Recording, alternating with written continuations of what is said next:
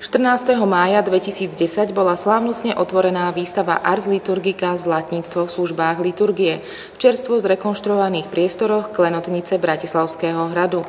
Pripravilo ju Slovenské národné múzeum, Historické múzeum v spolupráci s Národnou radou Slovenskej republiky a Konferenciou biskupov Slovenska.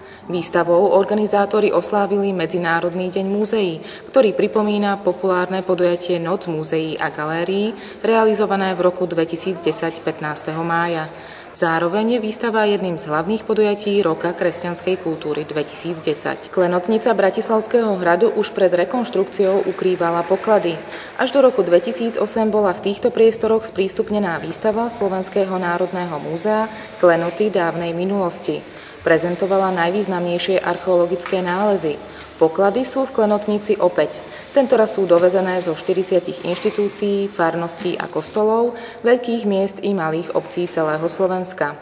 Výstava prezentuje spolu 112 sakrálnych klenotov, kalichov, cibórií, monštrancií, kadidelníc, svietnikov, relikviárov a iných predmetov vyrobených výlučne z drahých kovov, zlata a striebra. Všetky sú ukážkou remeselnej virtuozity zlatníckych majstrov. Keďže tieto klenoty nevyčísliteľnej hodnoty boli dovezené z celého Slovenska, od Skalice až po Trebišov, prípravy expozície boli veľmi náročné.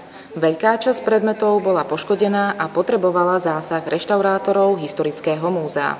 Liturgické predmety sú vystavené chronologicky od 14. storočia po súčasnosť. Vývoj zlatníckeho umenia demonštrujú autorky výstavy Elena Piatrová a Ingrid Štibraná na príkladoch, vďaka ktorým si návštevník môže ľahšie uvedomiť postupné zmeny tvarov, techník a výzdoby.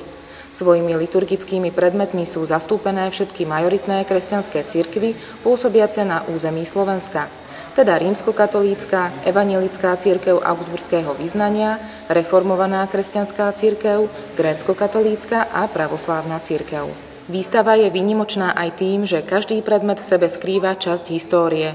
Hľadeli naň tisíce a tisíce ľudí, dotýkali sa ich stovky farárov, slúžili pri mnohých bohoslužbách. Na rozdiel od mnohých iných exponátov vystavovaných bežne v múzeách, predmety prezentované na výstave sú stále používané. Boli vyňaté zo svojho sakrálneho prostredia, aby ich vystavením mali návštevníci možnosť vnímať najmä ich umelecko-remeselnú stránku.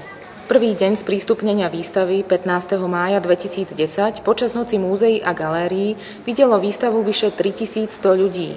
Veríme, že prehliadka bude pre každého návštevníka nielen hlbokým estetickým, ale aj inšpirujúcim a podnetným zážitkom.